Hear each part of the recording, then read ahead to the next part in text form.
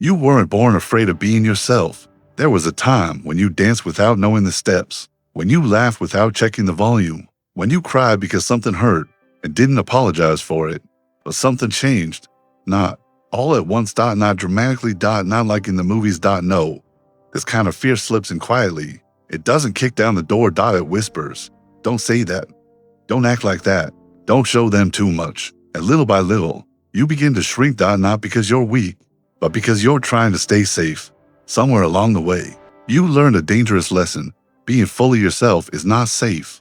You learned it in 1,000 small moments. You were too loud. You were too emotional. You were too much, or not enough. And every time you showed the raw, real you, someone looked away. Someone rolled their eyes.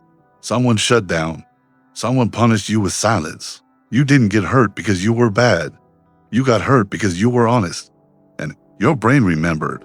The human brain is wired for survival, and it remembers emotional pain the same way it remembers physical threat. It catalogs. It calculates. It adapts. So you began to adjust. You softened your edges. You muted your voice. You became agreeable. You made sure to be pleasant, acceptable. Digestible. All of this, not out of deceit, but out of fear. The fear of being rejected, not for something you did, but for something you are. Rejection is one of the most painful human experiences, and the younger we are when we first feel it, the more deeply it burrows into our psyche.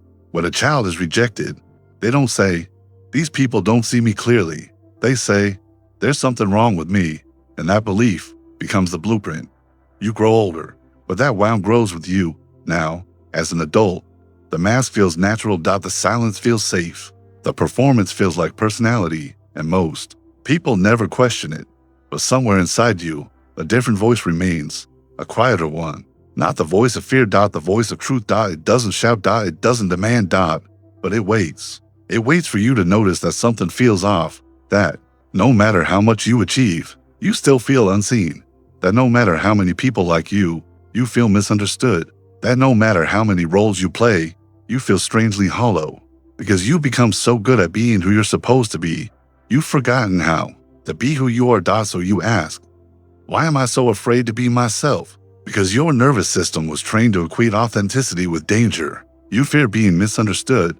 You fear being too intense. You fear taking up space. You fear that if you remove the mask, what's underneath won't be enough, or worse, it'll be too much. But here's the quiet truth no one ever told you. Your fear is not the enemy. It's a symptom, a signal, a story. It's trying to protect you from a world that once made your truth feel unsafe. And the answer is not to fight the fear. It's to understand it. Because fear loses power when it's seen clearly. When you say, yes, I'm afraid of being judged. Yes, I'm afraid of being left. Yes, I'm afraid of being vulnerable. That's when healing begins. Not when you become fearless, but when you stop pretending you're not afraid. That is the first honest step back to yourself. And honesty, not perfection, is the path to wholeness. In the next part, we'll explore how shame feeds this fear, how early rejection becomes a lifelong script, and how to finally rewrite it. But for now, just pause, place your hand on your chest, and ask, what have I been hiding just to be accepted? There's no need to answer. The asking is enough, and the truth is waiting patiently for you to return. Shame is a quiet sculptor. It doesn't yell. It doesn't need to die. It simply shapes you in ways you don't notice until years later. You don't remember the first time it entered, only that you started watching yourself more closely, measuring your words, weighing your presence. You began asking questions no child should ever have to ask. Is this too much? Will they still like me if I say this? What's wrong with me? That is how shame speaks, not as guilt over what you've done, but as a quiet, persistent suspicion that who you are is fundamentally flawed. And shame doesn't just hide in the dark. It thrives in the light. When you succeed, when you're loved, when people finally see you, because deep inside, a voice whispers, if they really knew me, they leave. If I stop performing, everything will fall apart. So you keep performing and the world keeps clapping. But inside, it's quiet. Empty. Tight. Because no amount of praise can reach a self that's been exiled. And this is the part no one tells you. Shame doesn't stop when life gets better. It only hides deeper. Carl Jung believed that we spend much of our lives chasing approval, not because we're selfish, but because we are deeply disconnected from our inner truth. And the most painful truth? You can't be loved fully if you're not fully seen. And you can't be seen if you keep hiding the parts of yourself you're ashamed of. So you smile. You stay quiet. You become agreeable. You adapt. And it works until it doesn't. Because adaptation is a survival skill, not a foundation for belonging. Real belonging begins where performance ends. But for that, you have to make a choice, not to destroy your shame, but to bring it into the light, to say, this is the part of me I've always hidden. This is the part I believe was unlovable. And then, to sit with it. Not to fix it. Not to justify it, just to be with it, like you would with a frightened child. Because the truth is, most of our shame comes from parts of ourselves that were never met with understanding. They weren't bad. They were just alone. Let's go deeper. Where does the fear of being yourself really come from? It comes from relational trauma. Not always big, dramatic moments, but subtle, repeated experience of being told, through words or silence, that your truth is inconvenient, that your emotions are too much, that your needs are too needy, that your voice is too loud, that your dreams are unrealistic, so you made yourself smaller, and the world rewarded you for it.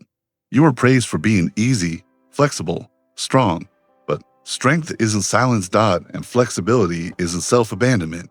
The price of being liked by everyone who is losing the one person who truly matters, you. So how do you begin to return? Not by force. Not by becoming louder or bolder overnight, but by reclaiming, piece by piece, the parts of you silenced to survive. Here's how it begins. Name the story. Write down the moments where you learn to fear being yourself, not to relive them, but to disarm them. Notice the pattern. Observe how often you apologize for existing. With your words, with your posture, with your energy. Reclaim the voice. Say something true today, without softening it for others' comfort. It doesn't have to be loud. It just has to be real. You won't heal all at once, but healing doesn't need to be dramatic. It begins in tiny moments. Choosing truth over silence, choosing presence over performance, choosing self-trust over approval. Because the goal isn't to be fearless. It's to be honest.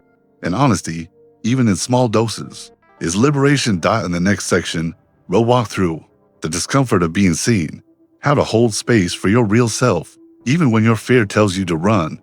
But for now, ask yourself this: who taught me I had to change in order to be loved? And then whisper back to that memory, you don't have to protect me anymore. I'm ready now. And that, quietly, is how you begin. The moment you begin to show your real self, even slightly, the fear doesn't vanish. In fact, it gets louder. It tells you to stop. To pull back, to smooth it over. To apologize. Because you're stepping into a space that once hurt you, a space where your truth wasn't safe. Your nervous system remembers that tension you feel in your chest, that pressure in your throat, that sudden flood of what if they judge me. That's not weakness. That's memory. Your body is trying to protect you from what it thinks is danger, being seen. But here's the paradox. The thing you fear, being seen for who you are, is the very thing you long for most. So many of us are stuck in that in-between, wanting connection but fearing exposure, wanting to be known but terrified of rejection. So we hover in the middle. We share just enough to feel open, but not enough to feel vulnerable. We express ourselves but then immediately soften it. Just kidding. It's not a big deal. I'm probably overthinking it. We give people access to us, but only to the version we polish. And the result, we're surrounded, but still feel alone. Carl Jung said, we meet ourselves time and again, in 1,000 disguises, and it's true, even when you pretend to be someone else. Your real self leaks through, in the art you make, in the music you're drawn to, in the quiet way you feel everything a little too deeply, in the people you're afraid to lose, because they actually see you. And maybe that's the key. You've spent so long fearing exposure, but maybe what you're actually afraid of is finally being understood.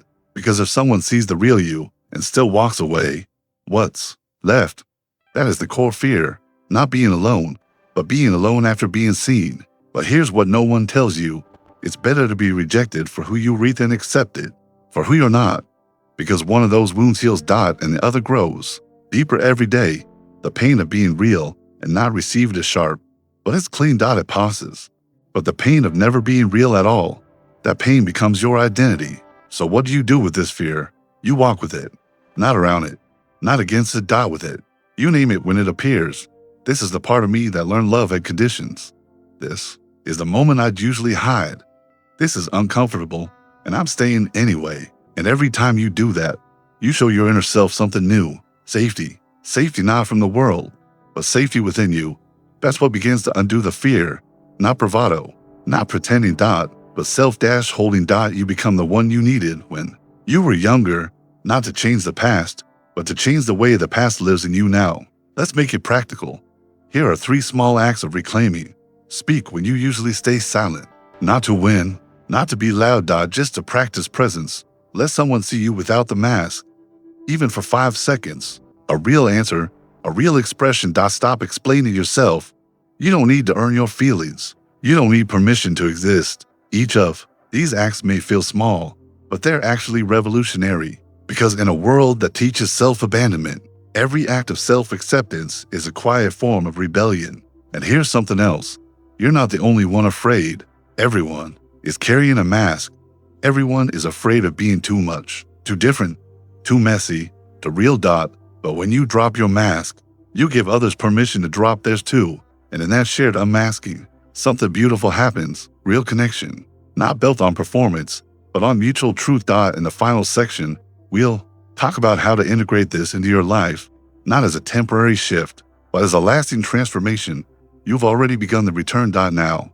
It's time to stay. But before we get there, ask yourself, what if the fear is not a warning, but a signal I'm getting close to the truth? And maybe, just maybe, that's exactly where you're meant to be. Here's something no one teaches you. Being yourself isn't a moment dot. It's not a single decision. It's not a speech you give once and never again. Being yourself is a practice. Daily returning, 100 small choices to stay with who you are, even when it would be easier not to. And sometimes, it will be easier not to. You will feel the pull to edit, to shrink, to perform, not because you're failing, but because the path to authenticity always runs uphill at first. You're moving against years of conditioning dot, against survival instincts that once kept you safe, against neural pathways carved by shame and silence. This takes time, but more importantly, it takes kindness. You don't become your true self through force. You become yourself through permission. Permission to feel before fixing dot, to pause before reacting, to exist without constant justification. You start by telling the truth, even if your voice shakes dot, even if your heart races, even if no one claps, because the truth doesn't require applause dot, it just asks to be honored. And the first person who must honor it is you dot. Think about this. How much energy have you spent trying to be enough for others? Now imagine spending that energy being enough for yourself. Imagine making choices that align with your values, not just your fears.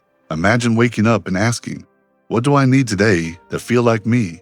Not to impress, not to survive, but to feel like yourself. And then giving yourself permission to want what you want dot, to say what you mean, to move through life without needing to be decoded. That is what self-acceptance looks like in action dot. It's not about becoming bulletproof dot. It's about becoming real. It's about realizing that wholeness is not the absence of fear. It's the refusal to let fear define you. You will still be afraid. You will still be misunderstood sometimes. You will still feel exposed. But now, you will choose to stay dot, to speak dot, to remain present, even when it's uncomfortable. That's the shift, not from fear to confidence, but from hiding to honesty. Honesty isn't always comfortable, but it is always freeing dot. So how do you stay on this path? You surround yourself with reminders. Keep a journal, not to perform, but to listen. Revisit what makes you feel alive. Music, books, spaces, silence. Notice when you're shrinking and pause before obeying that instinct. And most importantly, practice self-trust, not self-perfection. Every time you choose to honor your truth, you build the muscle of identity. You reinforce the message, I am safe with myself. And that's what the younger version of you always needed. Not more approval, but more protection from within dot. Now, you are old enough to give that to yourself. Let's be honest. You won't always get it right dot. There will be days you slip back into old patterns. That's okay. Self-abandonment may be familiar, but it's no longer home. Now you know the way back. You've walked it with your own feet. You've felt the difference between pretending and being. You've heard the silence and chosen to fill it with your voice. And that voice doesn't need to be loud dot. It just needs to be yours dot. So where do you go from here? You begin again dot, tomorrow dot, and the next day dot, and the next. You walk into each room, each conversation, each decision with one quiet question. What would it look like to be myself right now? And even if you can't live the full answer, you live closer to it. And that closeness, that consistency, is what transforms a fragile truth into a foundation. The journey isn't to become someone else, it's to become someone you recognize, someone you trust, someone you can live with fully, and not just live with, but live as. You are not too much. You are not broken. You are not a mistake. You are simply someone who has spent a long way from themselves and has finally begun the return. Welcome back. You were never lost, only waiting, and now you've remembered the way home.